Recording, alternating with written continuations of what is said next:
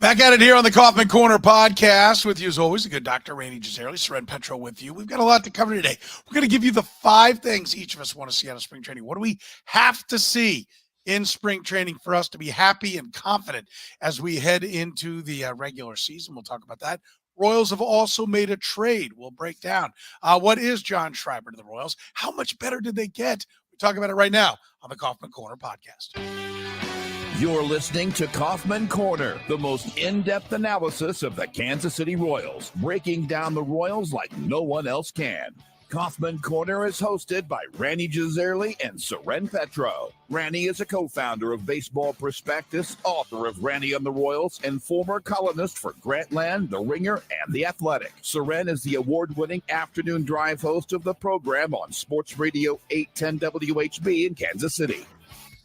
Kaufman Corner is proudly brought to you by Gann Asphalt and Concrete, Kansas City's nationally recognized full-service paving and pavement maintenance contractor, making parking lot problems disappear since 1994. Free consultations, no commissions, in-house crews, and every project comes with a written warranty. Find them online at GannAsphalt.com or call 816-484-3338. Gann Asphalt and Concrete, one contractor, all things parking lot. Now, here's your hosts, Rany Jazayerli and Soren Petro. Thank you very much, Curtis. Off and running. Spring training is in effect. In fact, as you sit here and watch this podcast, I'm at spring training. That's why Rany is, in the corner. I'm in one of my offices right now, medical okay. offices. Yes, I know. The boring, sterile medical atmosphere just permeates behind me. Yeah, I am actually in surprise as we speak, traveling, and so we had to tape up a little bit this week. So there's always this big, are they live or are they we taped, settle down. But there's a lot to get to, and we're going to preview spring training, basically with what we want to see from spring training here. But let's start with the news of the day, Rany, and that is the Royals have made a trade again on Saturday. More bullpen help. How giddy are you to see another arm added to the Royals bullpen? Not particularly giddy, no. I'm not sure if I like the trade or dislike it. I don't love it. I don't hate it. That much I'm sure, but I don't know which side of the aisle I fall on. I will say that we're going to go through our list of 5 things that we want to see out of spring training. Originally, one of the things on my list was, don't make any stupid transactions between now and opening day, because that's something the Royals seem to do a lot in previous years. They may have just done it. I'm not sure. I don't think so, but David Sandlin is a really interesting arm. He was an 11th round pick, which again, not an early pick, but that 11th round is when you can start throwing around money without as much of a penalty as you do from round 6 through 10. So the 11th round pick is actually more like a 5th or 6th round value. And he was one of the guys who really seemed to be an example of the Royals pitching development last year, taking a step up. He really kind of surprised everyone with both his stuff and his results. I mean, in 59 innings and low A ball, he had 79 strikeouts and 13 walks. And some people reject him as a starting pitcher if everything goes well. He's a college guy. He's not young. So there's a lot of risk there. 22 years old last year was his age, just to be clear on exactly how old he is. In fact, he's about to turn 23, and he has not pitched above what he did. Two starts in high A ball. Yeah, two starts in high A ball, and he's going to be 23 here in like 4 days. Yeah, I mean, a guy who was at Oklahoma in college and had an ERA of 5.5 the year he was drafted. So the Royals clearly made some tweaks, made him a better pitcher. That's a credit to them. There's considerable variability over what people think of him as a prospect. I've seen him. I think Baseball America had him ranked as their 20th best prospect in the farm system. Keith Law had him ranked 7th in the Royals farm system. So that gives you an idea. This is a pop-up guy, but certainly an interesting arm. And in exchange, they get a known quantity, a reliever, a decent reliever. John Schreiber had a decent 2023 and a very good 2022. Last year, He missed, I believe, 2 months with some shoulder soreness, and when he came back, his command was off. He was not as good. He had already reported to the Red Sox spring training and said he was fully healthy. That is one of the many factors that goes into this trade being hard to evaluate at this point. If he's a fully healthy guy, he has 3 years of club control left. He throws from kind of a 3/4 delivery. So this is another example of the Royals kind of following the Tampa Bay Rays concept of having pitchers throw with different arm angles, throw different kinds of pitches that move in different ways, different shapes, as they say nowadays, in order to further confuse hitters. You never see the same kind of pitch 2 plate appearances in a row. So they trade a guy with potential starter upside, but also might never make it past AAA for a known quantity. On paper, it's a very reasonable trade. The concern would be you're trading a guy who's going to have value to you 2, 3, 4 years down the line for a guy who's going to have value for you in 2024. This is. I mean, it's a little extreme to call it this, but it's a win now trade. This is a trade to win now, to improve the 2024 Royals. Is that something that the Royals should be investing in right now, exchanging future wins for present wins? That's an open question. But what it tells us once again, as if we didn't already know from all the free agent signings, that the Royals are trying to be competitive this year, and we have to judge them, their results this season on that expectation. This is not another evaluation year. This is a team that keeps sending signals that they are trying to win now, and there's nothing wrong with that. But if they have to be right, they're in the get it right business. One of the ways that this trade will work out for the Royals is if they are a better team on the field in 2024 than the consensus expectation is for them. Yeah. Listen, he doesn't add a whole lot to the payroll. He's making a little over $1 million, but it's $1 million that they take on. And I think you're right. It is a win now. And I think what we're going to find out is that a wise choice, right? Like, I don't have a problem if you're like, look, we can't be a doormat. There's no excuse. In football, I used to say in the 16-game season, I haven't quite got my arms around how I'd tweak it for 17. But like the truly elite teams of football win 12 games or more, right? The truly god-awful win 4 or less. From 6 to 10 and 10 and 6, that's the wash. Those teams are all pretty much the same. One just got hurt. Another one didn't. One, the schedule smiled on them. Played teams at the right time. The other one, it didn't. But it's on the edges that you find the truly elite and the truly crappy. And if you only win 4 games, you fire the coach immediately. It's an automatic reaction. There's no reason to ever just win 4 games. Unless it's your first year taking over a team that was moribund and, this is what you have to deal with. I don't know that I've got hard numbers for that in baseball, but I do think there's an element of there's no excuse for losing 100 games. None. And I don't think you can put your fan base through it. I think, does the stadium vote have something to do with all these moves? Sure, of course it does. But it also might just be the baseball plan. We're not going to be god-awful because development requires winning to matter. And so I think that's a fair point. I don't mind this because we're talking about an 11th rounder that, to me, these are the kind of trades you need to make. Right? Like, they need to constantly be turning. If you can turn an 11th rounder into a quality, to me, what you're hoping you get out of Sandlin is Schreiber. Right. So why not do it right now? And to me, you better be able to believe that we'll have more 11th rounders and we'll have more guys like that. And it's all about making the big league club better. And I know we want this jump. We want 5 core guys signed for 4 more Bobby Witts and 2 franchise pitchers to be the core, the backbone of this team. But I don't know that it works like that. I think you just get a little better and a little better and a little better and a little better. And to me, they just keep getting a little bit better. Do I think they're going to win the division? No. Do I think they're going to be in contention? No. I want to say yes, but no. But do I think that there's a chance? Yes. I think there's a reason to buy some tickets beyond April for this ball club because these are real big league guys. My one thing is, though, they better have the fix for it, right? That's the thing that I look at on this is because Let me give you whips. I'm a big whip guy. I like whip. Walks plus hits divided by innings pitched. Career whips in the big leagues. And by the way, this kid's going to be 30 this year. Whips in the big league. All right. 1.538, 1.468, 1.667, 0.985, 1.414. Which one of these things ain't like the others? Yeah, no, his 2022 is the outline. And if that was 2023, you'd say, okay, he's figured it out. The problem is he had a great 2022, and then 2023 he regressed. He was a good reliever last year, not a great reliever. And the question is, was that just because he wasn't fully healthy because he started good? And then if that's the case, is he healthy now? Like that's, we don't know that. So the Royals, they are betting on their ability to evaluate Schreiber and say, yes, this is the guy that he was 18 months ago. It's also their reflection of their scouting their own guy. And they're saying that we don't believe David Sandlin is going to reach that ultimate upside that people were talking about last year. Or they do, and they just think that they can make more of him.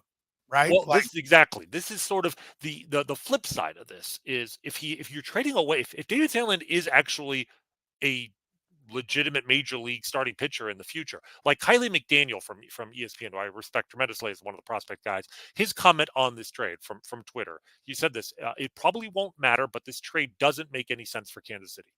And then he made 3 points. Kansas City isn't good.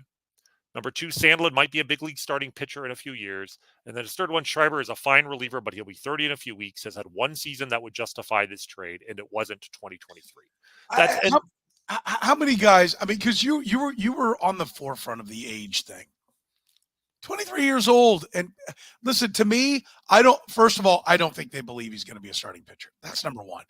I'll ask some people, they'll say yes and whatnot when I'm here in Arizona, but I don't think they believe it. Because I think they're starting to do what smart teams do. They suppress their minor leaguers and lower levels, particularly their pitching. They build up fat strikeout numbers, and then they sell them. Right. I think that's what this is. I think if he were any good, knowing them, they'd have been rocket. Hell, he'd have been in AAA last year if they thought he was any good. To me, reading the tea leaves of how they do business, they kept him down to blow his strikeout numbers and then to get something for him. That's interesting because you did talk about this all season long about the Royals holding down some of their prospects to get those numbers. I mean, I don't know if that's, if they were quite that diabolical in their thinking, but certainly Sandlin, his numbers, his performance was goosed by the fact that he was probably too advanced for low A hitters, and they kept him there pretty much the entire season. So yes, there is some of that. But I think the bigger point, like when I saw this from Kylie, I mean, I absolutely get his point that like this guy is has a higher upside than what Schreiber is today. But the point you made, Sandlin might be a big league starting pitcher in a few years. If David Sandlin is a big league starting pitcher in a few years, what that tells me is that the pitching renaissance, that the change in the pitching development in this organization that we were hoping for last year actually occurred, and that this farm system, which is ranked among the 5 worst in baseball, might actually be underrated. You know what I mean? Like David Sandlin is not. Keith Law has him in the top 10. Most other people do not. If this guy, a non-top 10 prospect, is a starting pitcher in the major leagues, then yes, maybe you overpaid in this trade, but that's a really good sign for what the Royals are trying to accomplish, over the next few years. Yeah, and the other thing I want to add, let's play the same game I did with FIP, because that's a little more encouraging. Right, 444, 402, 0.84. That's not the good year. 2.5, 4.52. So that's a little more encouraging. The point for that was a 3-inning season. I will state that. But yeah, the 2.5.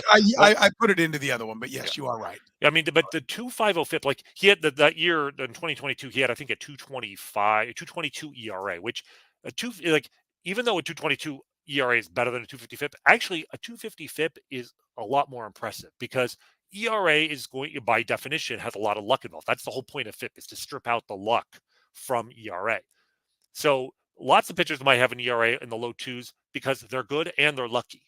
Like you're probably not going to be unlucky and have an ERA in the low 2s unless you're like Pedro Martinez or something. But a FIP is with the luck stripped out. So to have a 2.50 FIP, that's like legitimately dominant pitching even from a reliever. That's an exceptional number. Now, last year was back in the 4s, in large part because his command was off, which led to more walks and more home runs. But there is certainly the bones here of a good relief pitcher. My concern, that the biggest concern, honestly, I have about this trade is simply that every arm that the Royals have added to their bullpen has taken a spot away from somebody else in the organization. And when they first started signing, Chris Stratton and Will Smith, we were like totally on board because they don't have that many pitchers in the system that they could stuff into a bullpen. But we've reached the point where the bullpen is kind of full. And with this trade made, I don't know where they fit everybody. So right now, I mean, they brought in 4 pitchers, established major league pitchers, into the organization over the winter that are, assuming they're healthy, should be in the opening day bullpen. That's Will Smith, Chris Stratton, Nick Anderson. We remember we traded for him from the Rays, and now Schreiber. That's 4 guys there. They drafted Matt Sauer with the Rule 5 pick. They would like for him to make the roster. That's 5. That leaves 3 spots open. You've got James MacArthur, who definitely established himself as a bullpen piece. John McMillan, who, if healthy, I think they absolutely want him in there. And then Carlos Hernandez. That's 8 guys right there. Now, maybe somebody, struggles. Maybe somebody gets hurt in spring training. But, there's no room. So if anybody pops up in spring training, Alec Marsh, who I really like and I really think would be a great guy to have in the bullpen, there's no spot for him in the bullpen. If Daniel Lynch right now, there's no spot for him in the bullpen. If he wins a rotation spot, there's no spot for whoever he replaces in the bullpen. So I'm not just, to me, it's not like, oh, okay, you traded David Sandlin for John Schreiber. You traded David Sandlin and whatever pitcher would have been in that spot. So, but let me pose this as a possibility. Part of the Royals' inability to develop is that everybody's passed just because they have no one else, and that they're missing one of the key components of development, which is earning a spot, which is really being dominant, not just being pretty good, but being dominant. Like, it's one thing to tell Brady Singer, we really want you to work on a change. But when you go ahead and put him in the rotation, how hard does he really work at it? Hey, Lynch, we want you to work on this, or Kowar, we want you to work on this. But when you're sitting there in Omaha going, well, I'm just one injury away, I'm going to be there. I mean, it doesn't really matter. I'm going to go up there. Now you have the ability to say, you're not coming up until you do this. We have plenty of arms. I mean, listen, do I think it's the single biggest problem with their development? No. Do I think it contributes to it? Yes. I think they're a soft team and have been a soft team, largely because once you were drafted, you were coming to the big leagues. And maybe they can stop this nonsense about quoting how many guys they get to the big leagues. A couple of years ago, it was like, oh, we had this many guys from the same draft class appear in the big leagues. And, so what? None of them are any good. Right? So, now maybe, the tough love that most clubs have used for a long time, maybe that's found its way to the Royals. And maybe that helps. I absolutely think having competition is a good thing. I do wonder if at this point there's not much competition, because actually, when you've got that many spots already promised to established guys, it's actually hard. Even if one of these young guys does prove himself, I'm not sure he has an opportunity. There's a balance. Like I said, Matt Sauer is a Rule 5 pick. I could see a scenario where, because they brought in Schreiber, they get to the end of spring training and they just don't have a spot for this guy, and they give him back. And so now suddenly it's not, well, we traded David Sandlin for Schreiber. It's, we traded David Sandlin and Matt Sauer's arm that we'd like and might have upside. And if he does work out, you don't have him for 3 years, you have him for 6 years, and they're all, the first 3 are going to be very cheap. So that's my concern, is I don't know how much more space they have on the roster for a guy like this. Ultimately, I don't think this is it's a terrible trade. I think it's very unlikely it's going to really burn them, but I do feel like there's a little bit more downside than upside overall. He is more of a proven commodity, and if it means that you can lift, Jordan Lyles after 5 every time, are you happy? I mean, fewer innings for Jordan Lyles is always a good thing in my book. So yes, I don't know how much more that he's going to help in that regard than having, whatever is the last pitcher to miss making the opening day roster. I do like the fact that, like I said, he's got a funky delivery, and that the Royals are not just. It's a Rays-like move with that. It's very much so, because it's like they don't look at these pitchers as, is this pitcher good? Is this pitcher? It's more, does this collection of pitchers mesh together? Because we're going to bring this guy in. The hitter's going to see this guy his third plate appearance, and then he's going to see this guy with a completely different motion with his fourth appearance. That's the way the Rays look at all of their relievers, and even frankly all of their starters, because most of their starters are relievers. They look at them as like interlocking, links on a chain that have to connect. And I do think that is a portion of this, that the fact that he throws this way, they feel like he balances some of the other guys they have in their bullpen. I think that's a great idea. They don't have Jose Cuas anymore, who was the sidearm guy. They don't have Wyatt Mills, was the guy that they had traded for from the Mariners, who also kind of threw sidearm. So they're kind of missing that lower arm motion guy, and Schreiber might be that guy for them now. So from that perspective, I do like it. I just, I hope that nobody gets left out of the roster on opening day because there's not a spot, which in itself, saying that is a welcome change. That saying, oh, gee, I hope that a deserving major league pitcher is forced to go to AAA to start the year is probably a lot better than where the Royals were the last couple of years. That's true. The Kaufman Corner podcast is proudly brought to you by Gann Asphalt and Concrete, nationally recognized full service paving and pavement maintenance contractor. Parking lot problems, they've been making them disappear since 1994. Don't risk accidents and liability in your parking lot. Get your lot restriped today. A brightly striped lot cuts down on accidents, keeps your parking lot as safe as possible. Go to GannAsphalt.com for more information. One contractor, all things parking lot, Gann Asphalt and Concrete. Rany, let's talk about our 5. What are we looking at? Our top 5 things we want to see in spring training. I'll let you lead off. All right, I'll start here first. And we left this completely, open-ended. You could talk about whatever you want.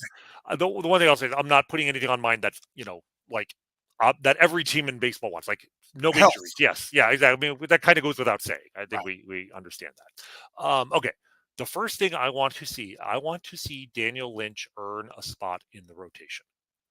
I want to see him, ideally, I want to see him outpitch Jordan Lyles and move Jordan Lyles into the bullpen.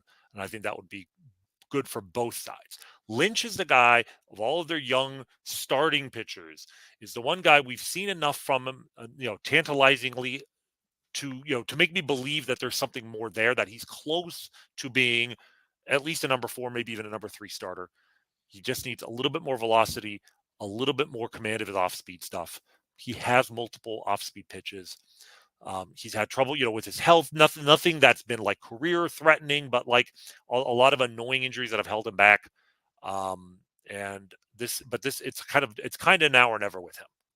So he really, I think of all the guys on the roster, of all the young talented players, the difference between upside and downside. And with him, you can see it in spring training. With hitters, it's a lot harder to evaluate what they do in spring training, especially in the thin air of Arizona.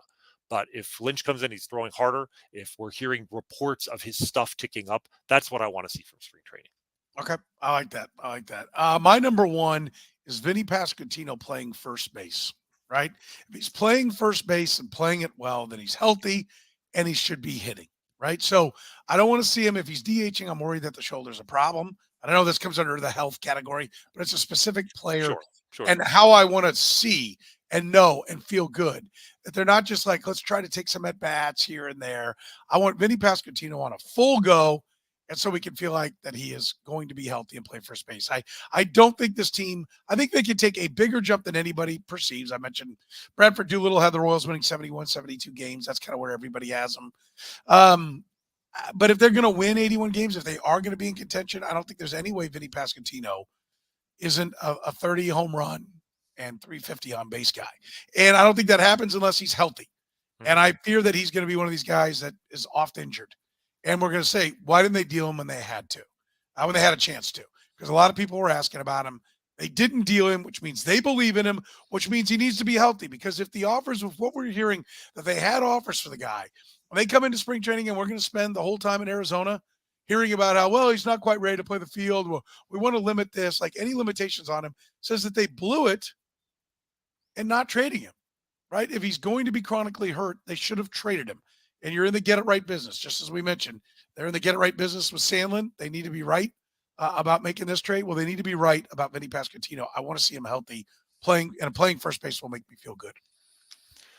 Yeah, absolutely. No, and especially because like if he DHs, I mean, then you've got MJ Melendez, you got Nelson Velasquez, you got the Royals have a lot of guys that DH, but it's not clear to me who's playing first base. Would they move Melendez to first base, which would be yet another position that he'd have to learn on the fly? Is Nick Prado, they're going to, just hope and pray that Nick Pratto can hit and play first base. So this team doesn't work without Pasquantino playing pretty much every day at first base. Yeah. And yes, I think just seeing him on the field out there would make us feel a lot better that his recovery has progressed to the point where he can throw, and field as well as swing the bat. So Okay. absolutely. You're number two.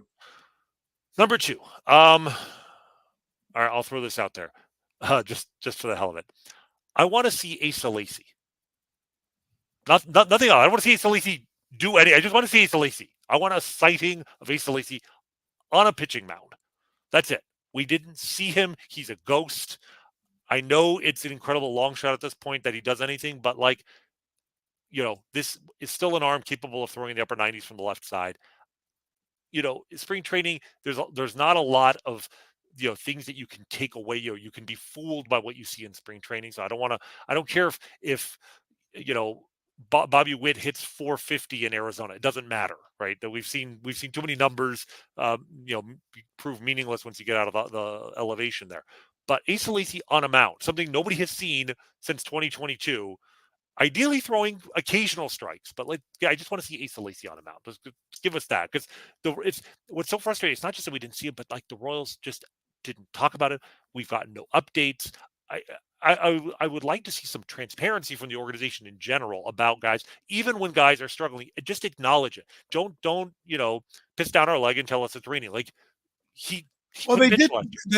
I mean, it was talk about him. They didn't talk about him. Question, and they would say he's hurt. I mean, right. But have you heard a recovery timeline? I never heard when do they expect him to be back on a mound? That was never something I think you will be disappointed on this one.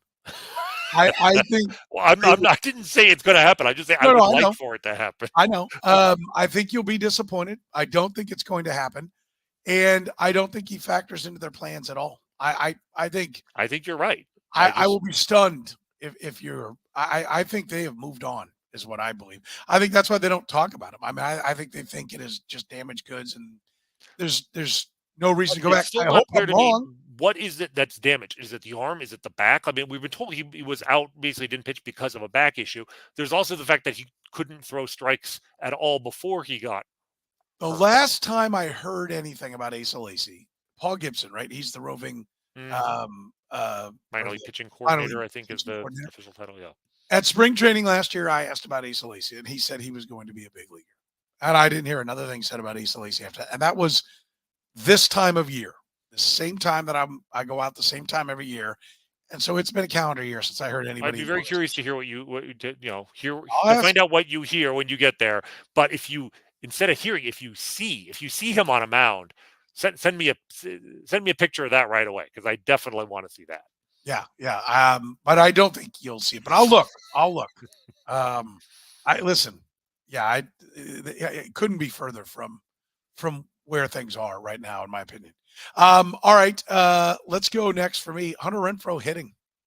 I think for all these moves to work, I think for this team to be good, the lineup has to be better, has to be deeper. I think he's going to play a serviceable right field, but I want to see him hit. No, I don't need to see him hit 500. And I'm with you. It won't prove anything because spring training numbers don't matter. But there's such a question as to whether or not he can still hit or not. I don't want to. We know that the ball jumps in Arizona, so just look okay. Don't.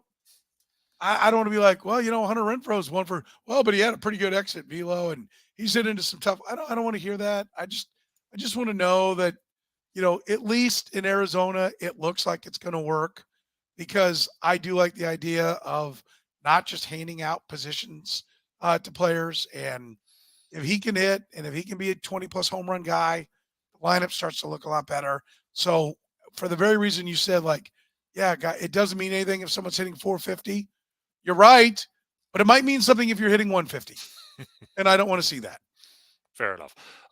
Yes, I mean, you know how I feel about the Hunter Renfroe signing is the one I'm most concerned about. And look, if it had anything to do with convincing Bobby Witt to sign a long-term contract, then that's an investment above and beyond the performance he gives us on the field. But I wanted to point something out on this subject, a little galling. This weekend, I don't know if you saw, Randall Grichuk signed with the Arizona Diamondbacks. So Just Hunter did, Renfroe, yeah, a day or two Hunter ago, right? Renfroe last year had a 713 OPS, had a 91 OPS plus. Randall Grichuk, and mind you, Grichuk spent part of the year with the Rockies, but also part of the year with the Angels, had a 779 OPS, and his OPS plus, which factors in ballpark, was 103. So Randall Grichuk was a slightly above average hitter last year. Hunter Renfroe was below average. They are the same age. Grichuk is about 4 months older. They're both corner outfielders. Renfroe has the reputation for the arm being an elite arm, but his defensive numbers, his range actually, fact, it seems to be below average. Whereas Grichuk is probably closer to average. I would probably rather have Grichuk on defense than Renfroe at this point in their careers. Would he sign? Renfroe got 2 years right from the Royals for $13 million. Grichuk got 1 year and $2 million. He's a mutual option, but in fact, the most that the Diamondbacks are on the hook for, if he doesn't pan out, is $2 million. Renfroe $13 million. So I'm just like, the Royals. I hope the Royals chose correctly. I hope they didn't, get a little desperate, and they could have waited out the market, which there's a lot of guys still out there, and could have gotten a bargain for similar production for a much lower price. So I agree. I would like Renfroe of all in part because he is one of the older guys in the lineup now. And, you don't want to see reports of his bat speed seems to be down. He's starting to lose the ability to turn on fastballs, etc. So yes, I completely agree. If there's one hitter it would be nice to see just put up some monster numbers in Arizona, it's probably Hunter Renfroe. Okay. Number 3. All right. Number 3, and this one may be a little harder to evaluate, but I think we should have batted ball data in Arizona. I want to see Maikel Garcia hitting the ball in the air. Yeah. I didn't put that down because I thought you would. Fair enough. Yeah, I've been outspoken on the subject. How'd you put it, hitting the ball hard? In the air. No, he hits the ball hard. He actually, his average exit velocities are really good. That's the thing about it. It's just that they're all on the ground. And now he played a lot in, I believe, was the Dominican Winter League, one of the Caribbean leagues, and was terrific all winter. And I think they was on the team that won the championship and hit a few bombs. I've seen video evidence of him hitting the ball really, really far, which is important for a guy who, for all of his talent last year, hit 4 home runs in 123 games for the Royals last year. But I really want to see the ball in the air, because if he can start hitting the ball in the air, that turns him from, a utility guy or a good shortstop who's forced to play third base to a 15 home run hitter that could be an elite defensive third baseman and a good hitting third baseman all in one. Yep. I think I love that. And it's one of the ones I was going to put in there, but I literally, you and I do these things where we don't tell each other what we're going to do. And oftentimes we're like, yeah, our lists are exactly the same. We come at it and then we argue, or there's 5% difference, and we spend an hour arguing about the 5%. And so I was like, I'm going to try to be a little bit different of where I think Rany will go. And so I'm with you. I mean, having him hit like at least a shortstop, right? An everyday big league shortstop gives them great. You've got a third base hitting shortstop, and then a shortstop hitting third baseman with great defense. That works. It also makes him a much better trade chip if you do have somebody else come along at third base. And so I'm with you. I think that's an absolutely fantastic one, and it would be an important one. I'll go with number 3. Very simple. They trade MJ Melendez. I do not want this to be another Adalberto Mondesi where they just play it all the way to the end and don't get anything. If they don't trade him, he better hit, but I don't think he's going to hit, and so they better trade him. So to me, that would show that, okay, the transactionality is real. They turned down Vinnie Pasquantino. You can't turn down every offer for your young guys, right? And I know they took one for Sandlin, but I'm talking about even your young guys in the big leagues. Like, to me, if you're really transactional, you'll trade some of those guys. You'll trade some of them because you're like, it's not there. And until they do that, they're still just hoping that everybody comes through. So if they traded MJ Melendez, it would show that they're like, we don't see it. We're moving on. I mean, definitely it will be a huge statement if they do trade him.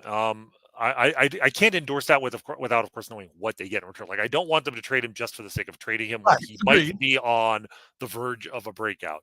But and again, my history with the Royals making trades in spring training is they always end up backfiring. They always end up being panic moves, or moves, to try and address a short term problem, and then they have long term implications. So that's one I'm not entirely on board with. There's certainly a scenario in which that it turns out to be a brilliant move.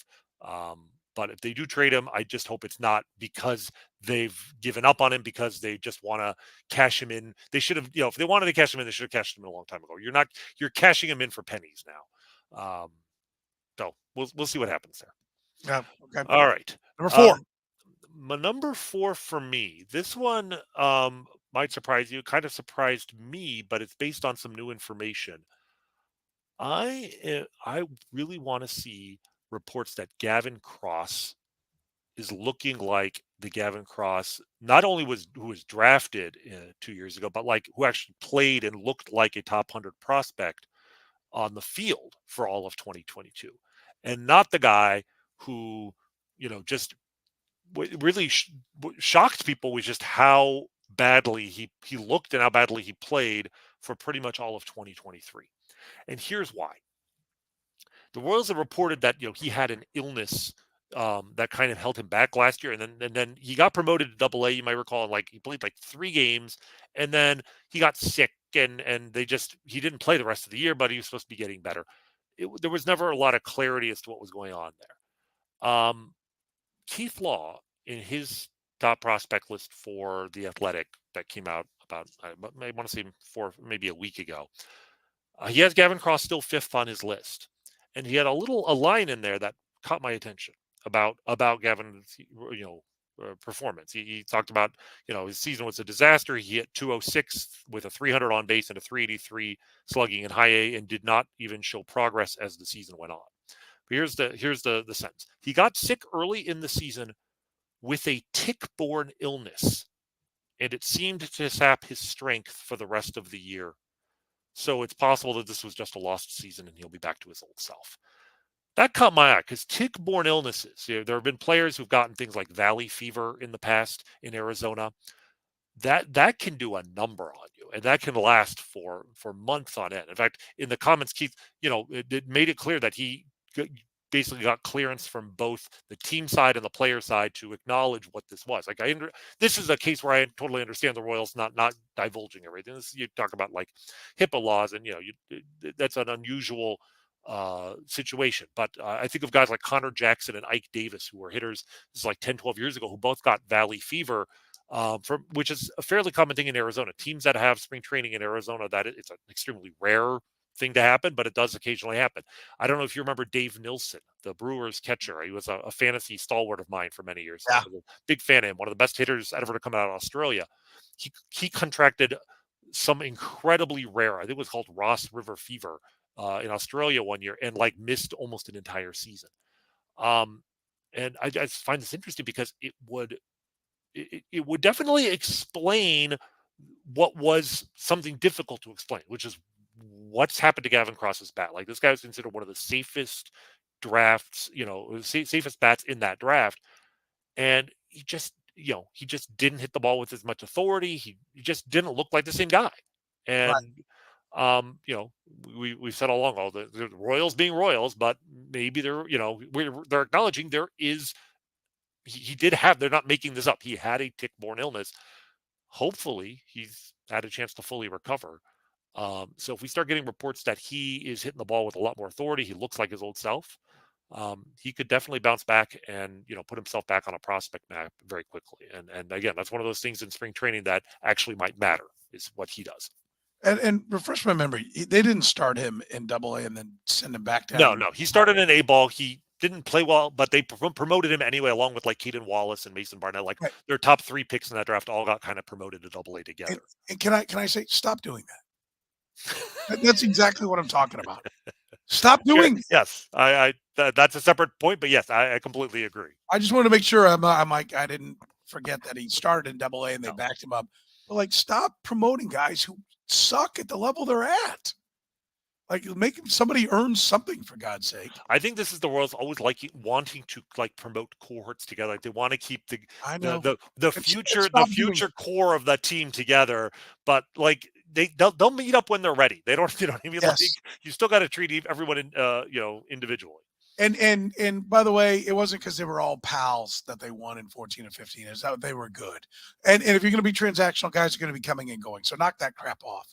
By the way, with free consultations, no commissions, in-house crews, every project coming with a written warranty, GAN Asphalt keeps your parking lot safe, helps you focus on your business, avoid unnecessary delays and costly expenses, make a great first impression with a smooth, beautifully striped lot.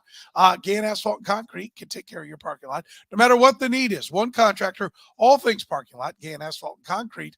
Online at ganasphalt.com. My number, that was your number 4, right? Mm-hmm. My number 4, Kris Bubic, progressing from injury. You mentioned Daniel Lynch. I don't see it in Lynch. I do see it in Bubic. He's at least the tinkerer and the guy that seems to want to go out and try new things. And I was very excited for Kris Bubic. And I think if there's somebody from that class that's actually going to make something happen beyond Brady Singer, it's Kris Bubic. And plus he's Lynch is left-handed too.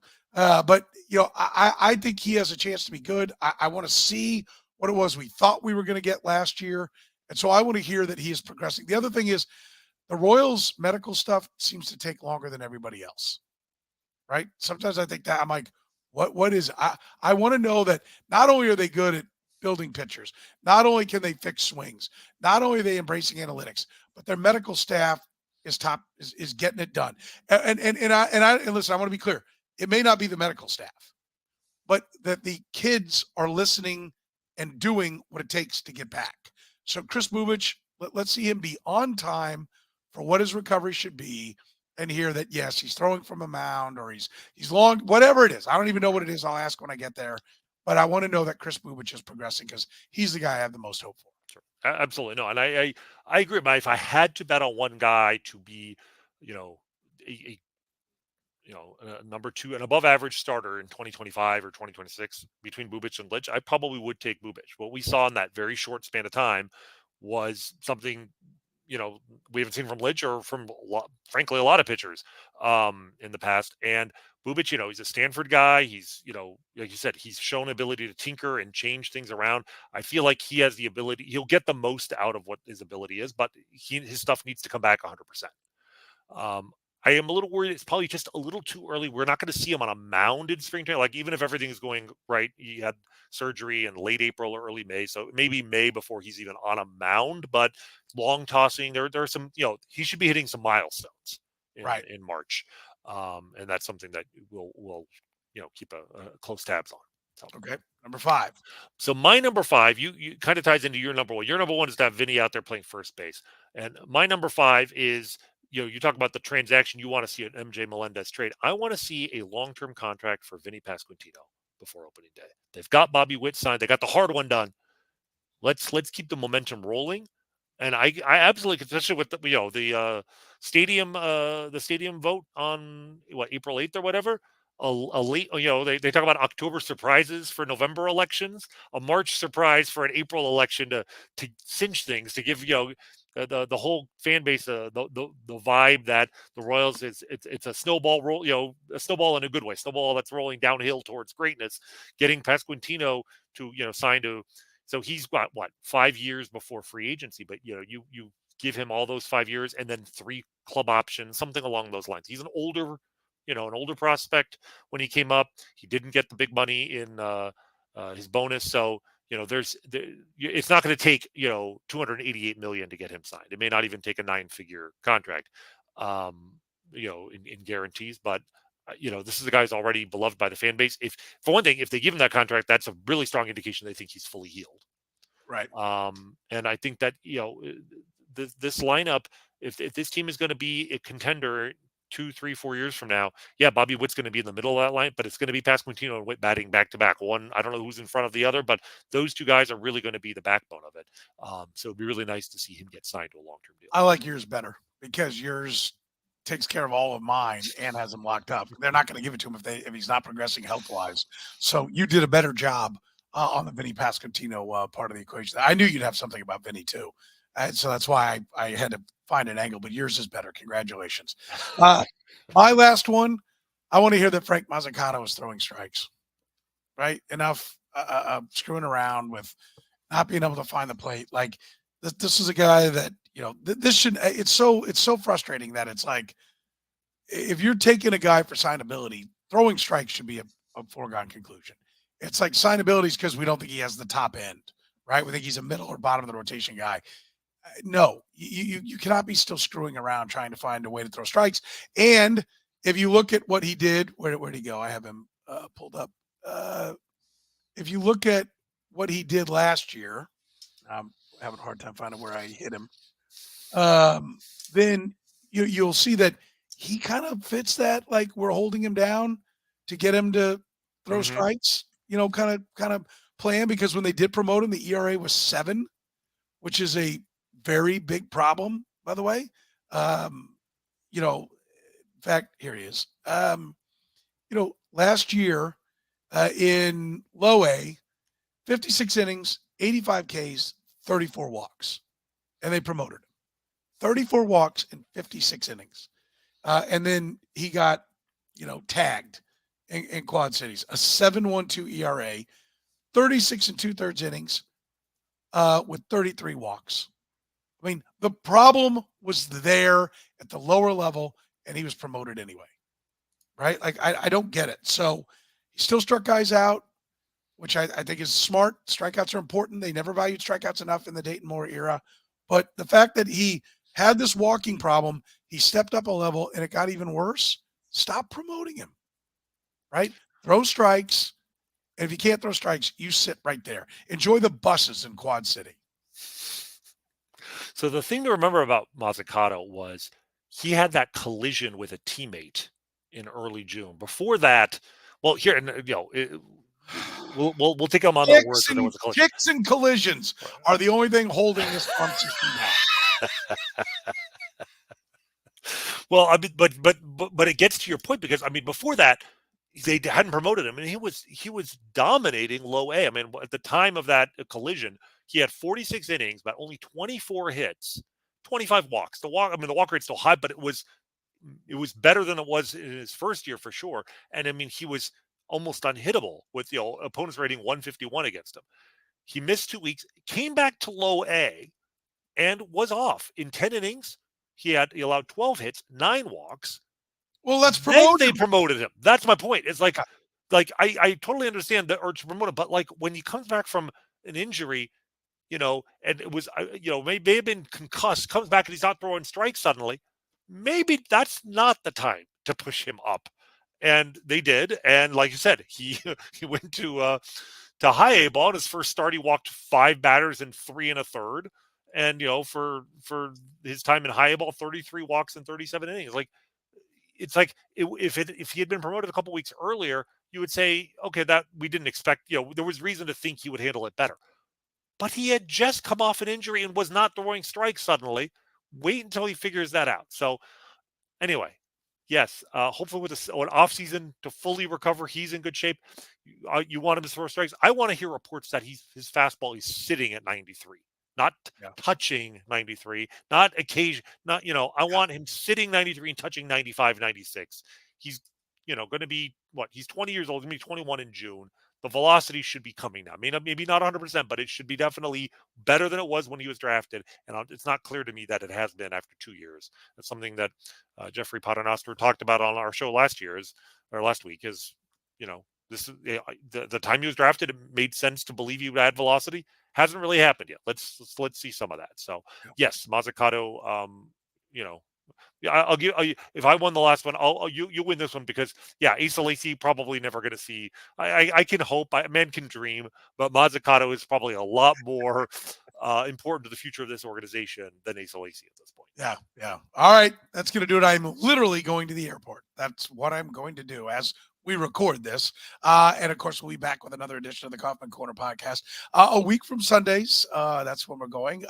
Maybe some guests Right, we got some guests we're planning on. We'll see what happens. Just watch Twitter, follow Rany, follow me, and you'll know what we got coming up on the Kaufman Corner podcast. Remember, we're always brought to you by Gann Asphalt and Concrete, the best in the business. You can find them online at GannAsphalt.com. They have free consultations, no commissions, in-house crews. Every project has a written warranty. Take advantage of it right now. If your business has any problems with its parking lot, Gann Asphalt and Concrete, Kansas City's best. Solving those problems since 1994. Find them online at GannAsphalt.com. For the good doctor, Dr. Rany Jazayerli, I'm Soren Petro saying thank you very much